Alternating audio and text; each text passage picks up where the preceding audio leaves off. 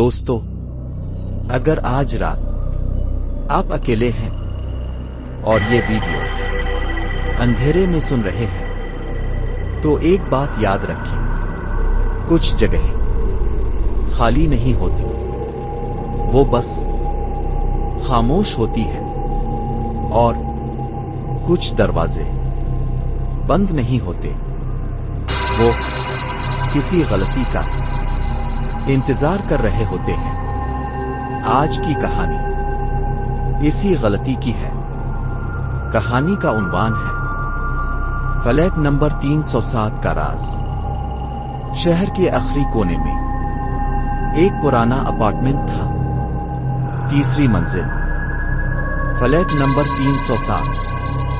لوگ کہتے تھے وہاں کوئی نہیں رہتا، مگر ہر سیٹرڈے رات 12 بجے اسی منزل سے چلنے، کھانسنے اور کسی چیز کے گرنے کی آواز آتی تھی۔ یاسر نائٹ ڈیوٹی سے دیر سے لوٹ رہا تھا، بارش ہو رہی تھی، لفٹ خراب تھی، وہ سیڑھیاں چڑھنے لگا۔ پہلی منزل سب ٹھیک، دوسری منزل ہلکی سی سرسراہٹ، تیسری منزل اچانک لائٹ بند ہو گئی۔ یاسر نے موبائل کی ٹارچ آن کی، سامنے فلیٹ 307 کا دروازہ آدھا کھلا تھا۔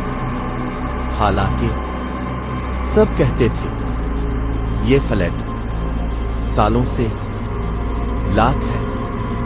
دروازے کے اندر سے سانس لینے جیسی آواز آ رہی تھی، مگر کوئی نظر نہیں آ رہا تھا۔ یاسر نے پیچھے ہٹنا چاہا، تبھی دروازہ خود بخود کھول گیا اور یاسر اندر چلا گیا۔ فلیٹ کے اندر کوئی فرنیچر نہیں تھا، صرف فرش پر ٹوٹے شیشے، پرانے تار، خالی سرنجیں، جلے ہوئے کاغذات۔ دیوار پر پینسل سے لکھا تھا، یہ جادو نہیں، یہ تجربہ ہے۔ تبھی کمرے کی دیواریں ہلنے لگی اور یاسر نے دیواروں پر مناظر دیکھے۔ یہ فلیٹ کبھی کامران کا تھا۔ کامران یونیورسٹی کا سائنس کا طالب علم تھا۔ وہ نیند، خوف، سانس اور انسانی دماغ پر تجربے کرتا تھا۔ رات کو جاگتا، آوازیں ریکارڈ کرتا، روشنی بند کر کے ٹیسٹ کرتا۔ لوگوں کو عجیب لگتا تھا۔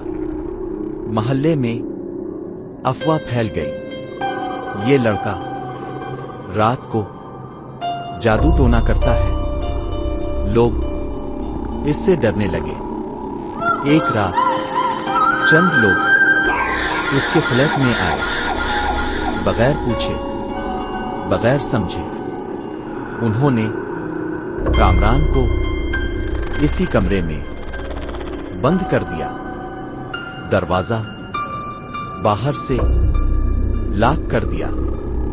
کامران چیخا، سمجھایا، دروازہ پیٹا، مگر کسی نے نہیں کھولا۔